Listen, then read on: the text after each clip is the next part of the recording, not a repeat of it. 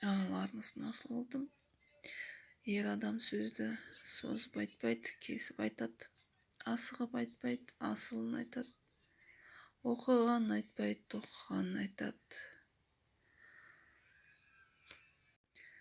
Таршылығын айтпайды, тәжірибесін айтады демекші. Ер азаматтарымыз не болып жатыр? Жалғыз басты әйелдер, отырып қалған қыздар, оң жақта күйеуге тигісі келетін армандап жүргендер, сондай қыз келіншектерге ашайықшы. Қандай ер азамат жолығады сіздерге? Картаны алдын ала дайындап қойдым. Қандай ер азамат жолығады? Енді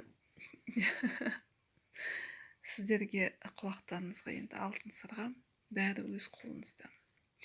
Бұрынғы жігіттеріңіз, өкпелеріңіз, наздарыңыз болса, бәрін ұмытыңыздер, кешіріңіздер. Бәрін жіберетін жаққа жіберіңіздер, жіпке тізе бермей, сол моншақты үзіп жіберетін суға тарды шашып, бәрі кететін жағына кетсін. Тек болашаққа қарай ұмтылыңыздар. Бәрі тек өз қолдарыңызда. Бірақ алдын ала ескертем, алдын ала айтам. Өздеріңізге қандай жігіт керек екенін, қандай бойы қандай, түрі қандай, мамандығы қандай, қай жерде жұмыс істейді, түр әлпеті, жаңағыдай физиология, бүкілін кәдімгідей суреттеп армандаңыздар. Әйтпесе еркек керек, Құдай бере салады, сондықтан тағы ренжіп жүрмеңіздер. Түрі онша емес екен, бойы кішкентай екен, болмаса андай екен, мындай екен деп, сондықтан армандасаңыздар, толық армандаңыздар. Бүкіл толық тізбекпен, жаңағы армандау керек деп па? Әлі таңдайтын әлі дәрежеге жетесіздер.